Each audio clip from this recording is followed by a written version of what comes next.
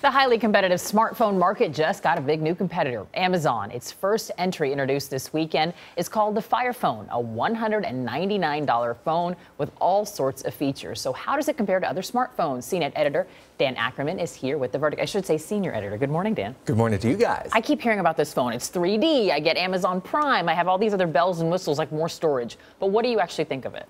You know, I think it's a good first generation product and that they've tried a lot of new ideas. Some of them are going to make it to the next version. Some of them won't. It's a perfectly fine phone to use for making calls and surfing the web. And if you're a big Amazon shopper, it's got cool features. I'm not sure it's a phone for everybody yet, though. Why not?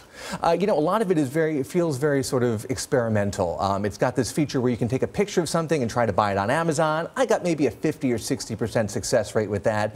It feels a little bit sluggish compared to some of the other phones because the processor's not as fast, and I don't love the lower resolution screen. Why did Amazon take so long to roll out a phone? You know, it's one of those companies that decided they wanted to get into hardware. They're not a hardware company, but suddenly everybody wants to be there. So they tried some tablets, and those did okay, and they did the Kindle reader, and that did well. So you kind of go down up that evolutionary ladder and eventually get to a phone, which is kind of hard and complicated to do. You want to wait until you're ready for that. For so many of us, our phones have really just become a camera.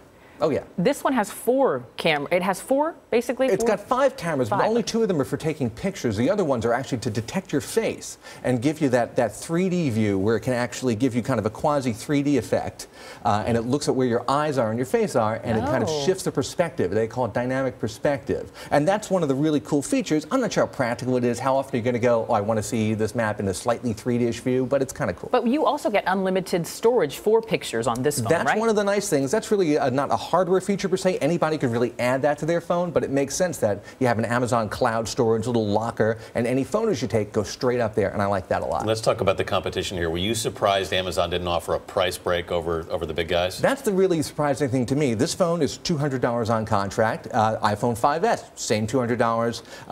The Samsung Galaxy S5, also $200. So for the same $200, you can get any one of these premium phones. The Fire Phone, it's cool, but doesn't feel as premium as the other guys. It's a little bit thicker, a little bit chunkier. It's not quite as slick. Smartphones have felt the same for a while now. Do you think this is enough to get everybody else back in the lab, creating something new for us on their phones? I think just the regular competition between these two guys, Apple and Samsung, that's enough of the competition. That's like 90% of the phone market right there. Obviously, everybody's waiting for the next iPhone. You see how small the screen looks compared to everybody else. Everybody thinks in September they're going to have one that's as big as this guy, about 5 inches. All right. Dan Ackerman, thanks so much for handicapping everybody here this morning. Leave us that phone. We'll take that. Yeah.